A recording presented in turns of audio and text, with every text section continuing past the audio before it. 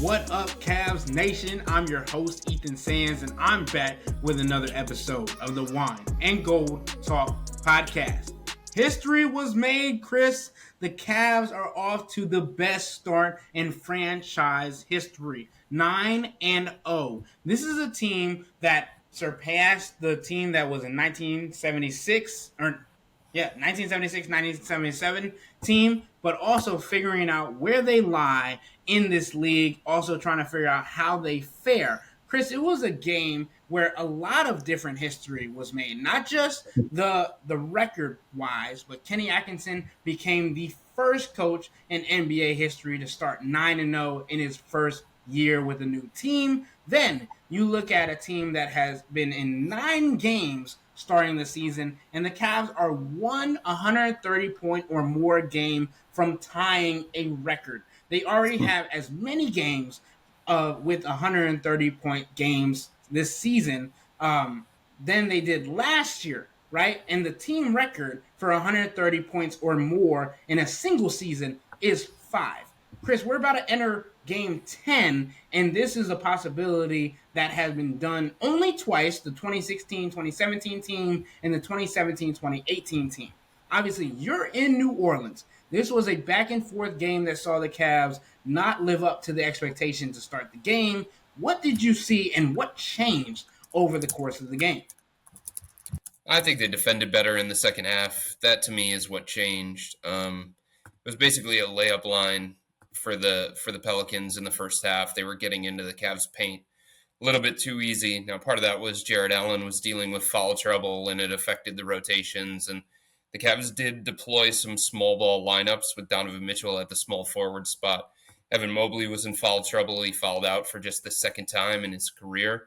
That was a point of contention in the locker room after the game, just the unfavorable whistle for the Cavs, the lopsided whistle in favor of the Pelicans. But that, to me, is what changed. And I think, big picture, when the Cavs made the decision to move on from J.B. Bickerstaff, this is what they wanted. Not a 9-0 start. We're not talking about that necessarily. But an explosive, dynamic offense that was closer to the kind of defense that they've been showing over the last 3 years. There was a belief inside the front office that the talent was in place, that the roster was good enough. There was a belief among players that the roster was good enough, that they need to find a way to be more dynamic offensively. They needed to find a way to have an offense that better complemented their defense. And a lot of people throughout the offseason were saying to themselves and wondering out loud, what is this going to look like? What is this going to look like in a new system, with a new offense, with a different philosophy, with different principles? What will it look like for Darius Garland? What will it look like for Evan Mobley? What will it look like for this projected starting 5? What will it look like for this team? Well, we're getting our answer. It's looked like a historic start with some really impressive wins along the way. 2 against Milwaukee, 1 against New York. And just the way that they're playing, everything that they're doing speaks to legitimate championship contender. And we talked about this team, right, in the season that they started off with. It was a start that we had both pictured as one that was capable of having this kind of historic run. We didn't know to what extent, but there were teams that they were having favorable matchups against. Obviously, in New York, in Milwaukee were the 2 big ones that everybody had circled to start the year. But everything else was, okay, let's implement the offense and showcase the defensive identity that we have talked about rigorously throughout the preseason. And I think for the Cavs to be able to do this, right, and be able to showcase what they are capable of at this level so early, and not only gives confidence to this team, but you talked about it. What does this mean for Darius Garland? What does it mean for Evan Mobley? But they are now turning this into a defense to offense game, right? And obviously we talked about that with J.B. Bickerstaff, but it's to a different level. They are creating turnovers, blocking shots, and getting into transition, and they're not waiting to set up an offense that maybe JB might have wanted last season. It's okay if you have a best shot because it might be the best shot of that possession, take it because we believe in the shot profile. We believe in the players that we have on this team to make those, or even so, talking about Jared Allen, Evan Mobley, go ahead and get the offensive rebound. Because in today's game, right, we had also discussed, Kenny Atkinson had said before the game and earlier into the week, talking about how important it was to do better on the offensive rebounding end. And for the Cavs to be able to showcase what they were able to do tonight, it was a different level. And obviously, Evan Mobley might have had a possession where he might have got 3 rebounds in that one possession on the offensive end. But it's felt like they have been able to use the transition game to a different level than they have in the past. Well, I think the other thing is, and yeah, that's true, and that's a big point of emphasis, and it's something that they've been talking about since Kenny arrived, but it's running with a purpose. And that doesn't always mean that they're going to get out in the fast break and they're going to score in transition, but they're going to initiate offense quicker. They're not going to let the defense get set. They're going to make quicker decisions within the flow of the offense. They're not going to allow themselves to get consistently bogged down. I just think, there's a belief in Kenny that when the defense starts making adjustments and they start countering some of the things that the Cavs want to do, and they start taking away the initial set, the initial play, that Kenny and this offense creates more solutions for a way to combat that so that they don't get bogged down, so that they don't just revert back to, okay, high pick and roll. Here you go, Darius. Here you go, Donovan. End of clock situation. Come up, set a screen, Jared Allen. Come up, set screen, Evan Mobley. There's just more variance with what they do on the offensive end of the floor, and it makes it more difficult, obviously, for a defense. And you can see a level of comfort that these players have in this particular system. One of the questions that I asked a lot of the guys after the game, I said, Kenny became the first coach in his debut season to go 9-0, to win his first 9 games. And they were aware of that. They celebrated Kenny in the locker room after. They dumped water on his head and they danced alongside him, although nobody would grade his dancing moves. And I think that's pretty telling. I asked Darius, I said, how would you grade Kenny's dance moves? And he said, we got the win. That's the thing that matters the most. So that was a pretty telling answer. But when I asked them that question, I said, in what way do you feel Kenny Atkinson's impact the most on this team, especially during this fast start? Kara said offense, Donovan said offense, Darius Garland said offense. Everybody that spoke post-game started with offense. And Darius even said, he's like, I know everybody's going to have the same answer because there's just more flow to this offense. There's more purpose to this offense. There's more creativity to this offense. And you can see that. And that's what it comes down to. I mean, they've played 9 games at this point, Ethan. And in 4 of the 9, they've either had a different leading scorer or somebody that was tied as the leading scorer. So that diversity that the Cavs front office wanted for the longest time, the creativity and the modern principles that the Cavs front office wanted for the longest time, that players were like craving, that is showing up here. And I know some of these teams are not the best defensive teams in the NBA, and they're taking advantage of games against Washington, who doesn't guard anybody, and Toronto, and a wounded New Orleans team, and the Lakers, who, they've been up and down to start the year. But through the first 9 games, the Cavs have the best offense in the NBA, and it just doesn't feel like a fluke.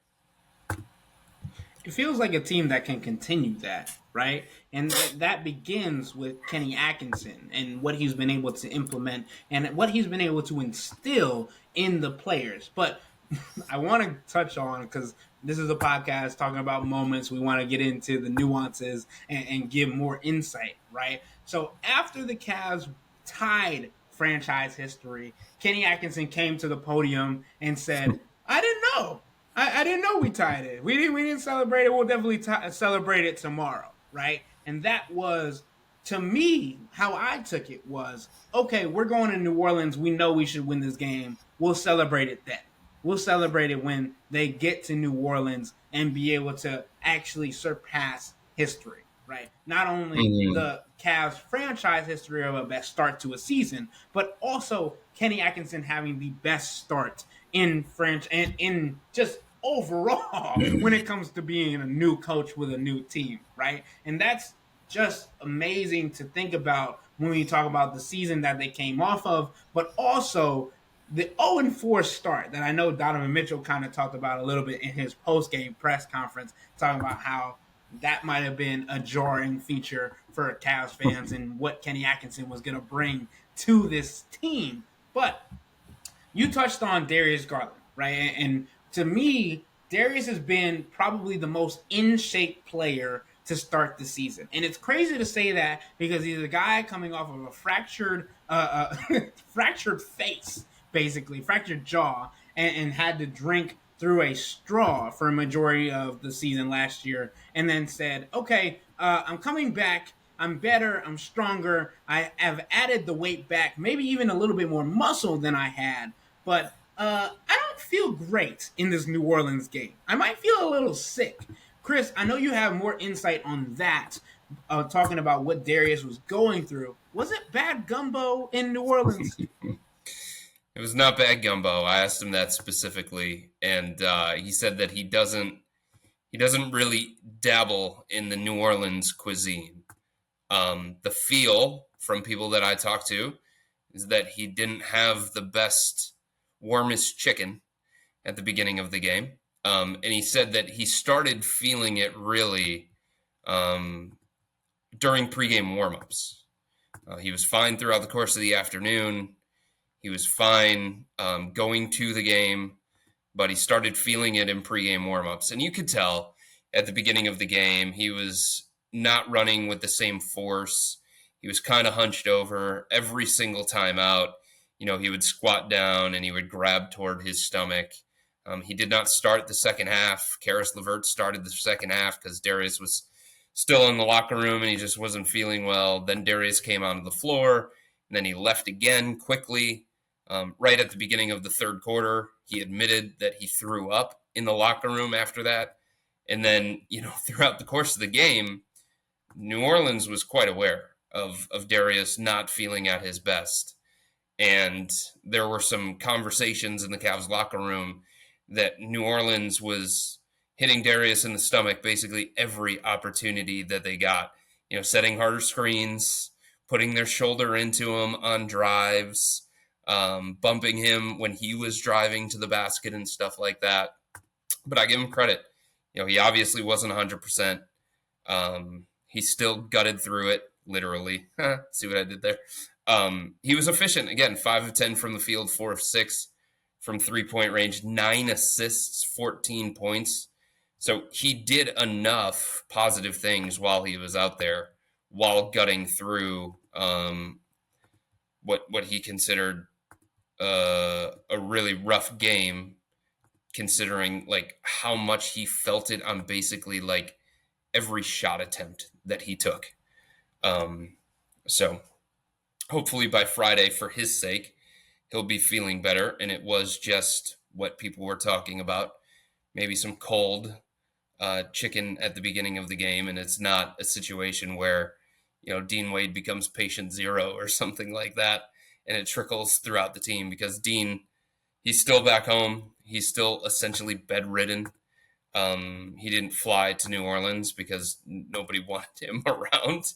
He was told not to go to shoot around a couple of days ago. He was told not to go on the team plane. So the hope is that, from Darius' standpoint, that this isn't the start of a sickness. Actually, it was, something else that was going on there. So that's the other thing, right? We talk a lot about the toughness of this team on this podcast, something that has been questioned for a majority of the tenure of Donovan Mitchell, unfortunately for him. But like Darius Garland being able to play through the sickness, being able to say, hey, okay, I'm not feeling my best. I don't feel up to par, but I'm gonna thug through this and go and do what you guys need, right? He, like you Mm-hmm. said, Chris, he had 9 assists, right, and 5 of 10 from the field. He was 50%, right? And Yeah. you're talking about a guy that was not feeling like himself. And if he's not playing or feeling like himself, and he's still close to a double double, I think the Cavs will take that for a Yeah. majority of the season. So not only does that set a standard from the Milwaukee game where he went back and forth with Damian Lillard and all those different things, but this is a guy that's willing to fight, right? And that's going back to the joy that we talked about of Darius Garland, what he's gotten back. And playing with a group that you've been with for 3 years now with Donovan Mitchell and understanding that this is going to be a potentially special group. And it already is in franchise history, right? But are you willing to play and give your all? And I think that after tonight shouldn't be a question for Darius Garland. It was last year, right? It was, when is he coming back? Is he playing fully healthy? Why is he sitting on a heated pad or whatever when it comes to going to the bench during the playoffs last year because his back wasn't at 100% either, right? So, Chris, for me, it's the point guard and shooting guard duo, or just the guard duo of Donovan Mitchell and Darius Garland, being able to be active at almost all times. And not only that, but their efficiency and how they can impact this game. And we talked a little bit about how the Cavs didn't get off to the greatest start. But last season, the third quarter seemed like it was, how do I say this nicely? It wasn't a death sentence, but it was like they didn't play to the same caliber coming out of halftime. Today, and for the most of the season thus far, they've shown that they can do and play at a different level. They scored 40 points in the third quarter and only allowed 29. Obviously, only allowed 29. You say that with a grain of salt because that's still almost 30 points. But Mm. Chris, this team feels like it's reinvigorated. And it feels like Donovan Mitchell, again, and we've talked about this a lot this season, doesn't feel like he has to do a whole lot until it's winning time, right? He's impacting the game in different ways, spacing, getting his players the ball that he knows needs it, and feeling like he can trust in everybody in Kenny Atkinson's offense to get things going. And then in the fourth quarter, he said, all right, nothing else is working. I'll take over. Time for me to do my thing. Yeah. That's the thing that stands out through the first 9 games is that, like I said, 4 of those games, it was a different leading scorer or it was somebody that was tied for the lead in scoring. That's the kind of balance that they want. That's the kind of diversity that they want. It doesn't always have to be Donovan. It can't always be Donovan. There are going to be nights where he's going to lead them in scoring, of course, because he's that dude. And late in the game, he saw an opportunity and he took over in the fourth quarter. Every time New Orleans was getting within 6, 2-possession game, Donovan would hit a big shot or he would drive to the basket and he would score inside or he'd work his way to the free throw line. For him to have, for him to sense the moment, sense that Darius was less than 100%. Evan Mobley was in foul trouble that was limiting his aggressiveness. Jared Allen was in foul trouble that was limiting his aggressiveness. He let the game come to him early on. He felt the game out, and he saw an opportunity in the fourth quarter where it was time for him to go into attack mode. And that's what his team needed from him. And I think that's part of Donovan's leadership. And I think it's one of the things that teammates have raved about when it comes to Donovan is his willingness to take a step back when it's required, but also his willingness to understand what the game calls for and just flip that switch. And that's what he did in the fourth quarter. He was brilliant in the fourth quarter, but he doesn't have to do that every single night because of the evolution of Evan Mobley as an offensive player, because of the way that Darius Garland has played and looked comfortable in this offensive system at the beginning of the year, because of the way that Karis LeVert has played off the bench. When you look through these first 9 games, like it hasn't been Donovan Mitchell dominating to the point of, he looks like Jokic out there, where he's involved in like every single play. It's been a little bit of the bench. Big contributions from George Niang, Sam Merrill tonight. Craig Porter Jr. gave them good minutes coming off the bench. Karis LeVert, after a 2-game absence, was really good coming off the bench. Then some nights it's going to be Evan Mobley. Other nights it's going to be Darius Garland. Like, that's the beauty of this team. That's the beauty of this 9-0 start, is that everybody has a role and everybody is contributing in a different kind of way. And the way that this roster is set up, some of these role players don't have to go outside their role. Like, Isaac Okoro doesn't have to be a premier offensive player to make an impact on this team. He doesn't, because they've got enough scoring from other guys. They've got enough sources of consistent, reliable offense. Craig Porter Jr. doesn't have to play every single night, right? It just might be a stretch here or there in the second half, in the first half. Just give quality minutes. Do the things that earned you a standard NBA contract as opposed to a two-way contract. And it just feels like, obviously, Kenny Atkinson's going to continue to lean into the depth of this team. But it feels like through these 9 games, it's been somebody different every night, and it's been everybody. Chris, and that's something we talked about last year, right? We talked about how this team could be that, right? We talked about how this team had potential and had times where it would show that all the players on the roster could make an impact. And that's why Jamie Bickerstaff and this team were able to take the leap that they were, obviously in large part because they also traded for Donovan Mitchell. But the other thing, and I know I mentioned this at the beginning, but I have to reiterate it, right? This is 9 games into the season. So everything is small sample size. But the one thing that's not small sample size, the one thing that's pretty much the same sample size, is the Cavs have matched the amount of times that they have scored 130 points or more in the first 9 games of the season that they had last year.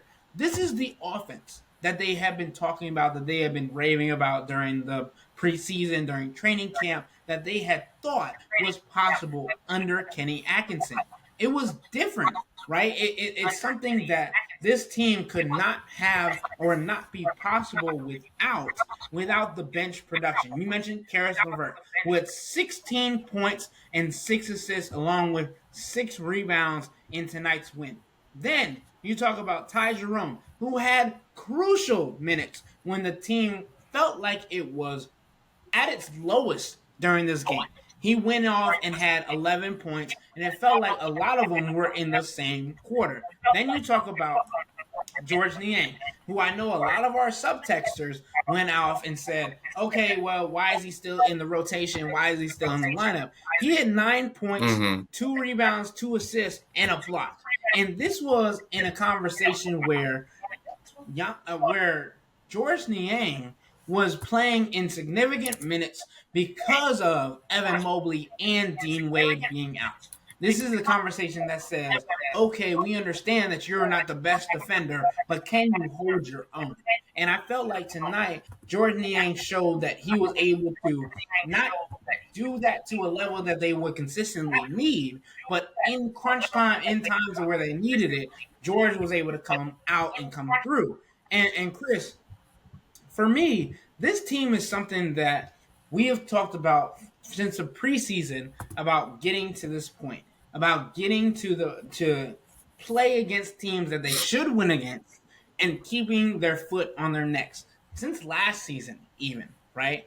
Tonight, it felt like when it mattered, after teams get out to that hot start, think they have a role that they might have gotten in the first quarter, the Cavs say, okay, let's quiet that down, and instead, let's do what we have to win the game, rather than, okay, we're in panic mode, let's figure out how we win the game, right? Big part of that, Ethan, is the bench. You talked about it there. Bench scoring tonight, Cavs 50, New Orleans 22. If you can go to your bench, you can start sprinkling in members of your second unit, and they can extend the lead. They don't give up a lead. They keep it where it's at. That's really, really valuable. And that's what we've seen through the first 9 games. Ty Jerome's been awesome. He did a little bit of everything. He was integral to the Cavs getting the game tied going into the half because of the way that he played in the second quarter, the way that he sparked the team when it seemed like at various points, like they just didn't have it. It was a very wonky first half for the Cavs. It was very choppy. I mentioned the foul trouble. Donovan was relatively quiet. Darius was dealing with the stomach bug. So for Ty Jerome to do the things that he did, that was needed. But he's been doing that every single night for this team. Those kinds of contributions off the bench. George Niang has been consistent coming off the bench. Karis LeVert is probably going to be in the running for 6th man of the year if he continues to play like this.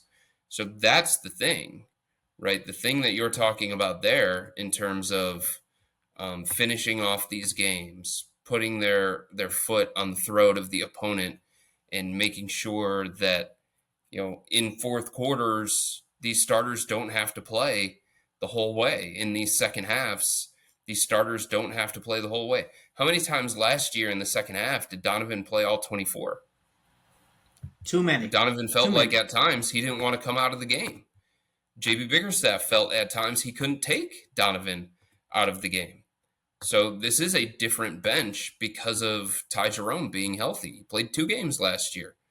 That played a part in the Cavs not having the bench that they thought they were going to have coming into the year. That played a part in the inconsistency that the Cavs had coming off the bench. But if they're going to get, 40 to 60 points coming off the bench, and more importantly, if these guys are going to keep leads, extend leads, then it's going to be really, really beneficial for the Cavs. And that's something that you saw tonight, and that's something that you've seen through the first 9 games of the season. Right, and not only talking about Ty Jerome scoring, right, but he also had 5 assists throughout the night, and it was able to just impact the game, He did everything.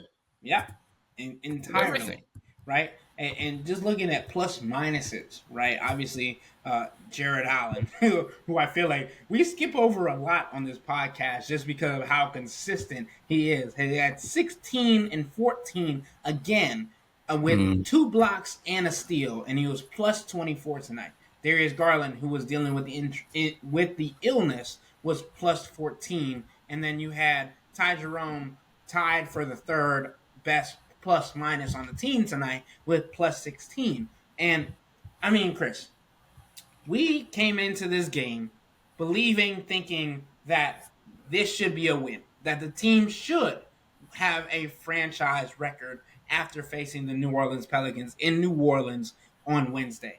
But now they come back to Rocket Mortgage Fieldhouse on Friday against the Golden State Warriors, the team that just beat the Oklahoma City Thunder that were undefeated prior to tonight. And I think it's the next test of the game. We're going to preview this game in tomorrow's podcast, and we're going to have a little bit of our Hey Chris questions. So don't miss it. But with that being said, that'll wrap up today's episode of the Wine and Gold Talk podcast. But remember to become a Cavs Insider and interact with Chris, me, and Jimmy by subscribing to Subtext. This is where you can send in your questions. This is where your voice will be heard. Send in your name, your state or city, and we'll shout you out on the pod. To do this, sign up for a 14-day free trial or visit cleveland.com/Cavs and click on the blue bar at the top of the page. If you don't like it, that's fine. All you have to do is text the word STOP. It's easy, but we can tell you that the people who sign up stick around because this is the best way to get insider coverage on the Cavs from me, Chris, and Jimmy. This isn't just our podcast, it's your podcast. And the only way to have your voice heard is through Subtext. Y'all be safe. We out.